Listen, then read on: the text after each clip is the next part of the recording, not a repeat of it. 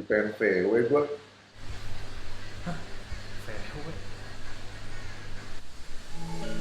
VW. Angki, sini. Iya, Kek. Kalau kamu sudah besar, beli mobil kayak gini. Viwi. Dulu, ini mobil kakek pakai balapan. Balap apa, Kek? Semua kakek balap.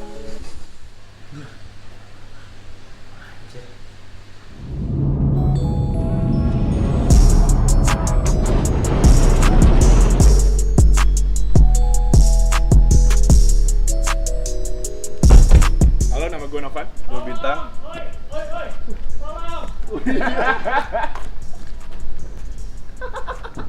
Aduh. Halo, nama gue Novan. Gue Bintang. Dan gue Angki. Hari ini kita akan review VW Golf GTI.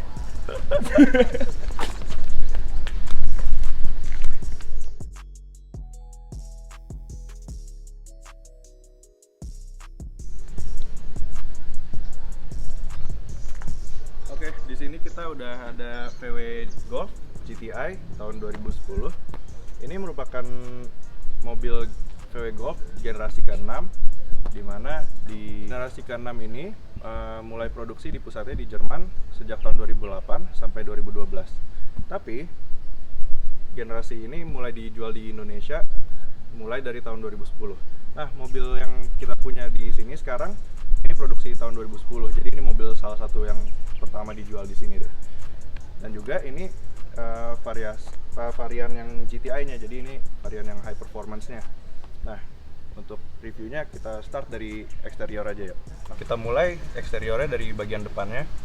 Karena ini varian GTI-nya, jadi yang membedakan ini dengan varian VW Golf biasa TSI-nya adalah aksen merah di grillnya dan menggunakan grill yang honeycomb ini. Nah, di Indonesia ada juga perbedaan di lampunya. Kalau bisa MK6 yang TSI biasa, yang bukan GTI, lampunya tuh halogen tanpa proyektor. Di sini udah pakai proyektor, tapi di versi yang late modelnya di tahun sekitar akhir-akhir 2012 dia dapat daytime running light LED.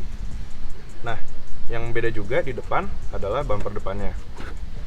Bumper depan GTI meneruskan honeycomb ini, sarang lebah ini sampai ke bumpernya dengan ada aksen garis-garis ini dengan fog lamp yang jauh di luarnya. Kalau misalnya yang TSI biasa bulat di tengah doang. Nah, sekarang kita lanjut ke sebelah samping dari eksteriornya. Mungkin dari sini yang paling kelihatan velgnya ya. Velgnya ini udah bukan bawaan dari standarnya, tapi ownernya yang punya ganti velgnya pakai BBS CH 19 inch. Nah, kalau velg standarnya ini bawaan dari pabriknya bentuknya palang 5, 5 spoke dengan dual tone gitu, jadi kayak diamond cut finish gitu. Ini yang kayak seperti ini. Nah, itu besarnya diameternya 18 inch, jadi lebih kecil, sidewallnya lebih tebal. Ya biasalah velg standar ya kan. Nah, karena ini varian yang GTI, jadi di sini dijual ada dua tipe. Ada yang 5 pintu, ada yang 3 pintu. Nah, mobil yang ada di sini yang 3 pintu. Seperti kalian lihat, belakangnya nggak ada pintunya, jadi yang pintu yang depan lebih panjang. Kan kalian lihat sendiri tadi Angki keluar dari bagasi kan, soalnya nggak ada pintunya. Nah, perbedaan panjang nggak ada yang beda dari yang 3 pintu sama 5 pintu, tapi ya emang cuman preference orang untuk beli aja. Kalau kita udah di bagian belakangnya nih sekarang. Nah, yang membedakan varian GTI ini dengan yang biasa itu ada di roof spoilernya nih. Kalau yang TSI biasa sama sekali nggak ada roof spoiler. Terus bisa dilihat juga dari bumper belakangnya ini.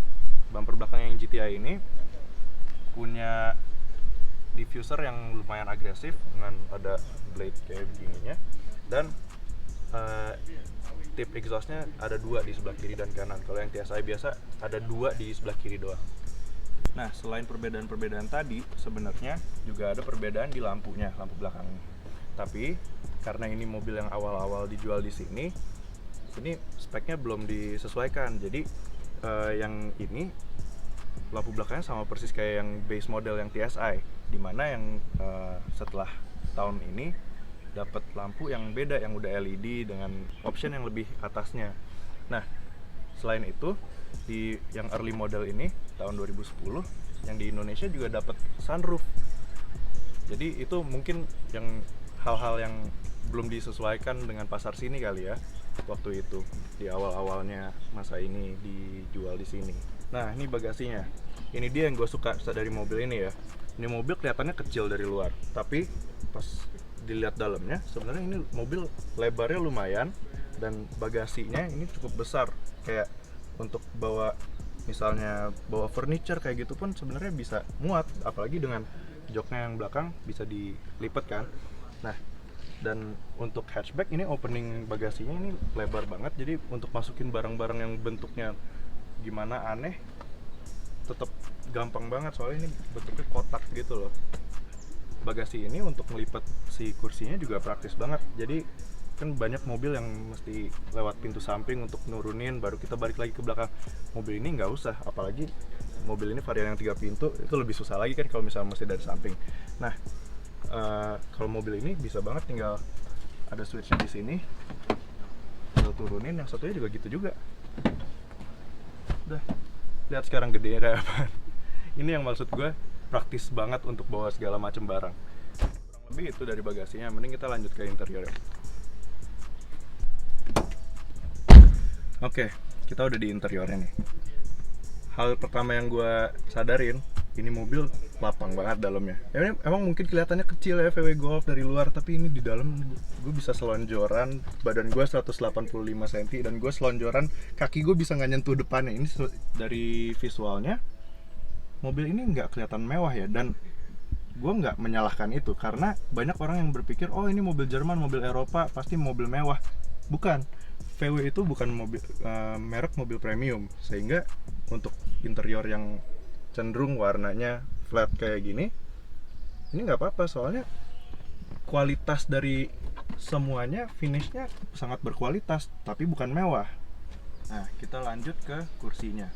Varian GTI ini karena lebih mengutamakan performa, jadi bolster di kursinya ini lebih maju ya, lebih megang badan untuk kalau cornering. Nah, dan juga beda di headrestnya ada emboss tulisan GTI-nya. Terus ini adjustmentnya sangat banyak ya, walaupun tidak elektrik, dan lagi-lagi ini bukan mobil mewah karena ini Volkswagen.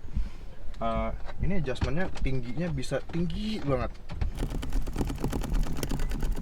Tuh, bisa tinggi banget sampai kepala gue mungkin mau keluar dari sunroof. Nah, tapi bisa juga turun.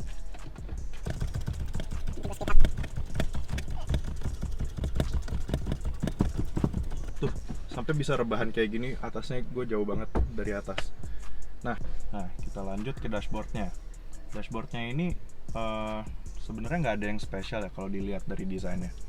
Tapi yang gue suka dari dashboard mobil ini adalah layout mobil generik gitu. Jadi kita dengan misalnya biasa bawa mobil apapun, naik mobil ini langsung lumayan tahu lah semua fiturnya ada di mana.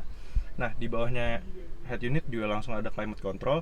Di sini bisa ngontrol semuanya dengan heater, dual zone temperature, sama ada juga fitur di yang GTI ya, di TSI nggak ada heated seats. Jadi misalnya tinggal di daerah pegunungan yang agak dingin, pagi-pagi bisa nyalain heated seats biar kursinya hangat. Nah selain itu kita lanjut ke bagian driver ya. Di setirnya ini juga beda dari varian yang biasa, yang TSI. Di sini yang GTI dapat tulisan GTI di sini, finish dengan bahan aluminium ini, dan bawahnya flat bottom. Jadi untuk clearance kaki pengemudinya. Terus juga di setirnya yang beda ini, sesuai di luarnya banyak aksen garis merah, di setirnya juga ada aksen stitching warna merahnya, dan juga di lapisan kulit di shift knob-nya juga ada jahitan warna merah. Nah di shift knob ini ada di depannya ada tombol-tombol di mana banyak yang blank ya, tapi ada 2 tombol di sini, satu untuk matiin traction control dan satu lagi untuk DDC. DDC itu adalah mode berkendara, di mana di sini ada 3 pilihan, normal, comfort, sama sport. Nah, di VW Golf GTI ini yang ngaruh di mode berkendara ini, kalau misalnya dimasukin di sport, throttle responsnya berubah jadi lebih responsif, dan suspensinya, dampingnya juga jadi lebih keras. Jadi mobil ini udah adaptive suspension dari bawaannya. Oke, gue udah ada di kabin belakangnya dari VW GTI ini, dan pertama-tama yang gue notice banyak banget ruang di sini ya. Ini lega banget buat gue. Tinggi gue 185 cm dan kursi depan gue masih ada kayak 3 cm lah dari dengkul gue. Nah, untuk kepala juga gue masih jauh banget, kayak masih ada sekitar 5 cm juga masih ada. Jadi buat yang pada bilang, oh mobil nggak ada pintu belakangnya tuh pasti sempit ya di belakangnya. Enggak, di GTI ini longgar banget. Nah, selain itu di belakang ini kita dapat armrest yang gede, lumayan gede. Ini buat berdua sharing nggak bakal berantem. Dan di belakangnya armrest ada, bisa dibuka untuk akses ke bagasi. Jadi misalnya bawa stick golf gitu tanpa bagnya, bisa nih lewat sini sampai sini. Oke, interiornya udah semuanya dibahas. Sekarang kita lihat mesinnya. Oke, ini mesin dari VW GTI ini. Mesinnya ini berkapasitas 2000 cc, 4 silinder dengan turbo. Mesin ini menghasilkan 210 horsepower dan 280 Nm torque-nya. Semua tenaga tersebut disalurkan melalui transmisi 6 speed dual clutch ke kedua roda depannya. Overall gue suka banget mobil ini, soalnya mobil ini tuh praktis banget. Di dalamnya space-nya besar, bagasinya besar, terus konsumsi bahan bakarnya juga nggak boros-boros amat, performanya yang oke banget, tenaganya banyak, kenceng mobilnya. Dan mobil ini tuh unik, lucu, tapi nggak mencolok, soalnya bentuknya overall ya hatchback biasa. Kurang lebih yang gue review dari mobil ini, menurut gue itu udah lengkap. Dan untuk driving impressionnya gue oper aja ke Novan langsung ya. Oke, langsung kita cobain aja mobil. Halo, GTI ini ya, Mark 6. MK6 kita cobain. Gue nggak fans banget sih sama GTI. Kita langsung mulai jalan aja kali ya. Oke, lanjut. Dari duduk buat orang kayak gue ngerasanya lumayan sempit. Meluk banget sih joknya. Side bolster ya. Tapi kalau orang gua sih ya, ukuran gua sih ngerasa enak sih kan, pas. Meluknya tuh lumayan pas lah, nggak sempit banget. FYI tinggi gua 180 kurang lebih dan berat gua tuh 75 kilo lah. Masih oke lah, enak banget joknya. Kalau gue tinggi gue 180, beratnya XXX. Rahasia. Beratnya 1XX ya. 1XX. Untuk steeringnya, menurut gue di low speed enak, cukup responsif. Lumayan berat sih dibanding mobil-mobil baru zaman sekarang ya. Betul, emang kalau GTI ya dibanding TSI setirnya lebih berat. Lebih berat. Sepengalaman gue, betul. Ini ada hubungannya dengan karena ini versi sport ya? Jadi agak dibikin lebih firm gitu. Kayaknya sih seperti itu. Ride-nya sih enak ya. Ride-nya enak. Untuk low speed. Nah ini gue kencengin. Agak keras dibanding Civic Turbo gitu. Iya, agak sih. keras.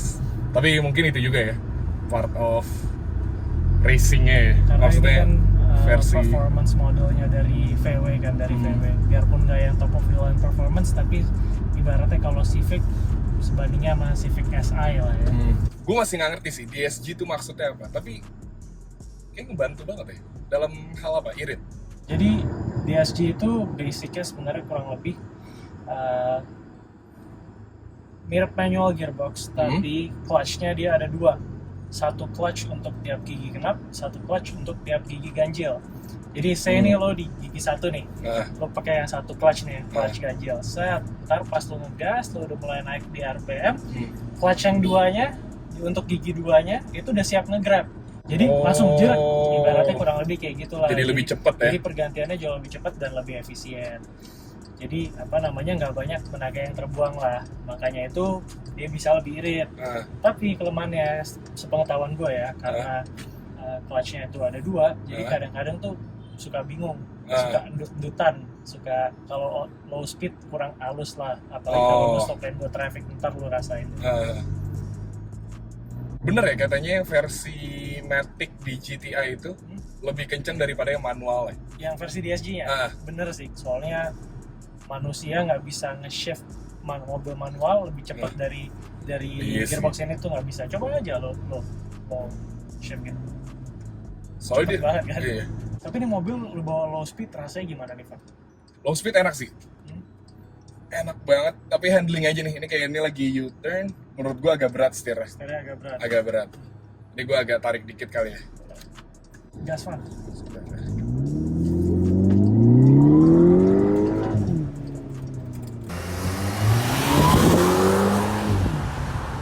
Itu tadi baru gigi 2 sampai 60 km per jam. Oke, kenceng coy. Lumayan sih ya. Kenceng. kenceng. Dari passenger seat sih lumayan narik sih. Gak, gue kaget masalahnya. Jadi kalau menurut gue nih transmisi tuh lu mau apa gue siap. Tadi kalau gue mau nyetir hemat nih, mau nyetir santai, gue balikin lagi nih dari sport ke D. Ya tadi dia di gigi 4 baru udah gigi 4 baru 40 km per jam. Sedangkan pas tadi gue sport, gue tarik gigi 1 sampai 60, kita RPM-nya tadi masih 5.500. Langsung belum redline ya, udah langsung gue shift, udah nyampe 60. Oke sih. Dan menurut gue yang gue suka dari ini mobil, dalamnya mewah, luarnya biasa. Menurut gue nggak mewah dalamnya. Tapi oke lah, maksudnya dengan sebutan yang tadi ya, Volkswagen itu bukan brand premium di negaranya ya. Ya menurut gue dengan apa yang didapat di Jepang, ini mewah lah. Teknologi deh. Kalau menurut gue nggak mewah, tapi menurut gue nice. Mewah sama nice beda, iya nggak sih? Nih bahannya nice, tapi nggak mewah, nggak over the top kalau menurut gue. Ini kali ya, Jepang murahnya Eropa aja tuh teknologi banyak ini, maksudnya udah dapet DSG, head unitnya udah di touchscreen ya, head unitnya udah touchscreen, irit. Fuel consumption-nya kita cek. Itu kurang lebih 81 banding 8,5. 8,5 tadi. 1 liter dapat 8,5 km kurang lebih. Oke, untuk 2000 cc turbo ya? Turbo, single turbo nih mobil. 210 horsepower. Kenceng ya? Lumayan. Oh pantas, gue kira kayak 190, 180. Pantas tadi narik banget gigi satunya. Lumayan. Dan bensinnya 1.8 nyetir pelan-pelan gini, irit lah. Apa Ki, menurut lo yang lo suka dari ini mobil? Yang gue suka dari ini mobil, performance-nya dapet ya. Performance-nya oke untuk ukuran mobil standar. Terus ride-nya nice. Kualitas interiornya tuh cukup nice, biarpun menurut gue nggak mewah, tapi nice. Dan yang enaknya ini mobil tuh menurut gue under the radar, lo nggak terlihat mencolok sama sekali. Iya sih. Lo nih, lo mau makan kesini nih, kaki 5 emperan pecel lele, ayo aja. Iya. Lo mau tiba-tiba mau ngedate ke Vermont atau Mulia gitu, masih ayo aja. Lo nggak malu sama sekali naik mobil ini dalam kondisi apapun. Iya sih, di mobil ada presence tapi nggak ada presence. Iya betul. Untuk orang yang nggak ngerti ngeliat, oh ya mobilnya hatchback, oh ya kayak Honda Jazz ya tapi lebih gede dikit gitu. Tapi kalau orang yang ngerti, keren tuh orang mobilnya GTI gitu, paham nih orang. Paham. Iya. Kalau handlingnya menurut lo gimana? Handlingnya enak, menurut gua dengan kerasnya ini, kalau gua ngebut gitu, pede sih. Nggak, ibaratnya kalau bahasa sini nggak melayang. Nggak melayang, iya betul. Terus kalau untuk performance dari mesinnya gimana lo ngerasanya? Menurut gua kebantu banget. Gua nggak tahu ya, ini sotoy gue ya. Maksudnya kalau 2000 cc turbo lumayan banyak lah yang ngeluarin. Tapi DSG-nya ini yang ngebantu banget nih, mobil tuh jadi kenceng banget rasanya. Biarpun kalau menurut gue ya di today standard power segini tuh udah nggak wow lagi. Cuman menurut gue ini mobil perlu diingat 2010 udah 10 tahun umurnya, oke banget sih untuk performance seperti ini gitu. Dan setahu gue nih dari ownernya, dulu tuh gue inget banget banyak ada beberapa orang lah yang bilang kayak jangan, ngapain beli GTI, susah, perawatannya mahal segala macem, bla bla bla bla.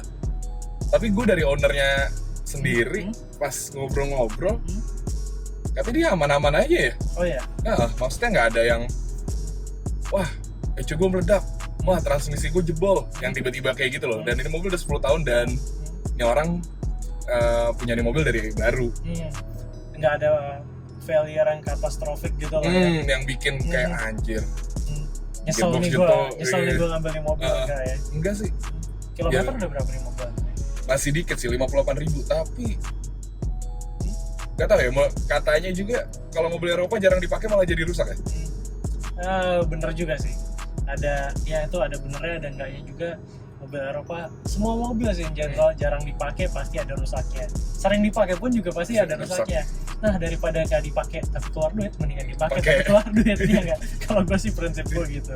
Ini mobil tuh sekarang berapa nih Ki harganya? Ini mobil di pasaran kalau gue lihat-lihat ranging sekitar 250 sampai 350 lah. Oh ya? Kurang lebih 200 gede, 300 kecil lah, kurang lebih segituan. Oke lah, oke bang. Ya di sini kan mobil 3 pintu, dilihatnya wow banget kan. Mobil 3 pintu putih, hatchback, kenceng, 250 juta. Oke sih. Tapi saingannya apa ya Ki?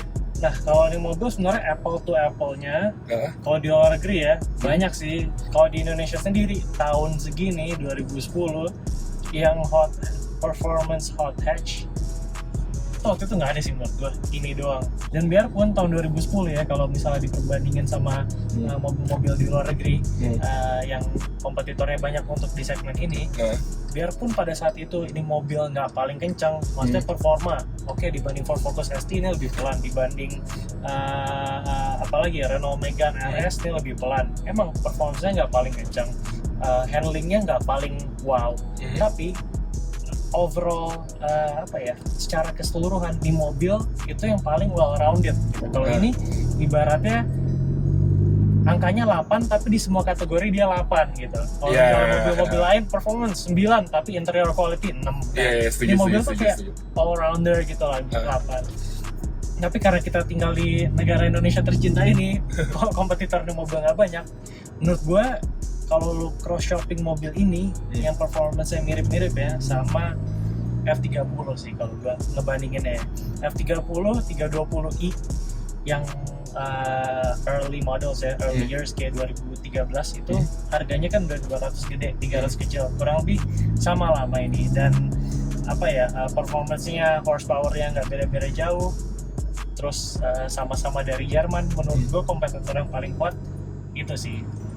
Kalau lo Van, misalnya dikasih 300 juta nih, beli mobil yang enak dipakai harian tapi lo mau performance juga gitu ya, kira-kira lo ngambil apa? Menurut gue ini sih, dulu tuh sempat nyobain kan ya, bukan sempat nyobain sih, gue nggak pernah bawa GTI, tapi waktu itu sempat lihat temen gue ada yang punya GTI Stage 2, lu juga sempet lihat kan? Ya. Gila, Mark kenceng 6 ya? banget, kenceng banget. Mark 6 juga. Stage 2 tuh paling naikin berapa puluh juta ya? Paling itu, setahu gue sih mobilnya standar, cuman ECU remap Stage 2 aja. Itu paling belasan juta lah, paling sekitar 15 lah, let's say remap gitu. Gila. Lu beli mobilnya let's say 300 juta lah, yang worst case-nya yang kondisi bagusnya lah ya. Kondisi tengah lah. Kondisi tengahnya lu dapatnya 300 juta, tambahin 15 juta. Porsche kekejar sih, Kejar sih, 280 HP. 280 HP dengan bodi sekecil ini, DSG-nya ngebantu banget. Ibaratnya kayak Porsche Cayman polos, Boxster polos yang bukan S gitu ya, yang kayak tahun 2010, 11, 12 fight sih. Larinya kurang lebih sama, tapi bodinya kayak gini. Bodinya kecil banget. Menurut gue ini untuk segmen mobil 300 jutaan Eropa ataupun Jepang lah, oke sih. Oke, 300 juta sih. Oke banget apa yang didapat. Oke Van, kalau dari tadi muter-muter nih ya, kita udah nyebutin banyaknya hal-hal yang kita suka dari mobil ini. Kalau lo, hal yang nggak lo suka dari mobil ini apa? Kalau gue daily pakai ini dengan setir agak berat ini, capek juga ya hitungannya. Maksudnya dengan ya kalau Civic gitu setirnya kan enteng banget, enak. Jadi kalau gue muter balik tuh ya nggak usah narik otot lah. Kalau ini agak lumayan berat setirnya. Paling itu sih yang gue kurang suka. Oh, sama kalau menurut gue satu lagi yang gue nggak suka, kursinya enak. Tapi kalau tiap hari nih gue nyetir kursinya sesempit ini, tapi itu juga gara-gara faktor badan gue. Tapi ngelindungin banget kalau misalnya gue keluarin malam minggu gitu, kayak buat sekali-sekali narik enak. Tapi kalau untuk tiap hari gue pakai kayaknya agak capek sih. Nah, kalau gue malah kebalikannya lu nih. Kenapa? Kalau gue, menurut gue ini mobil untuk tiap hari enak banget untuk dipakai harian, karena apa ya, compact, nggak flashy, terus habis itu tenaganya cukup.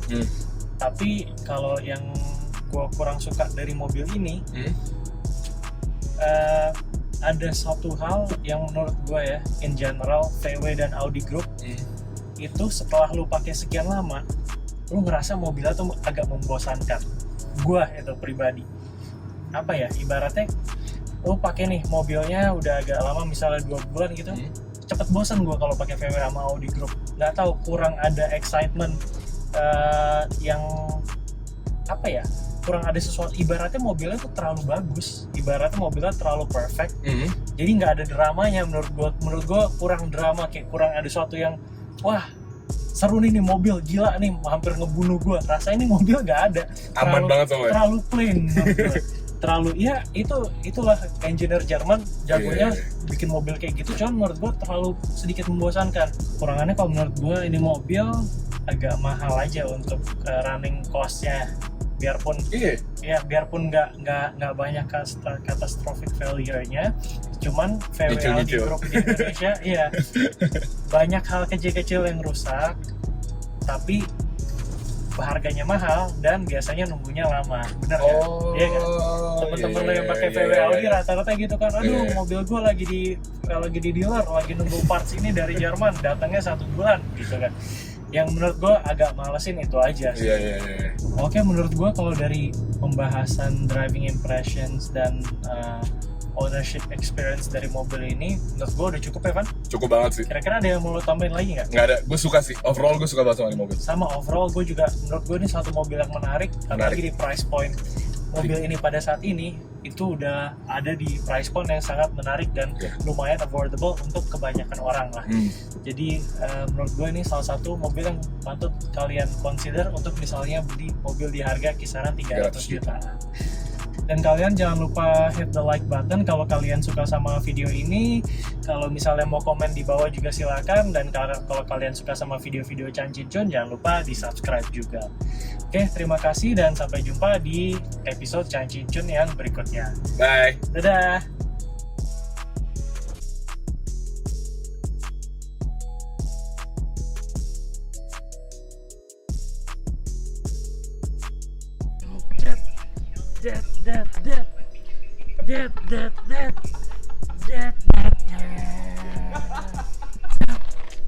Dead.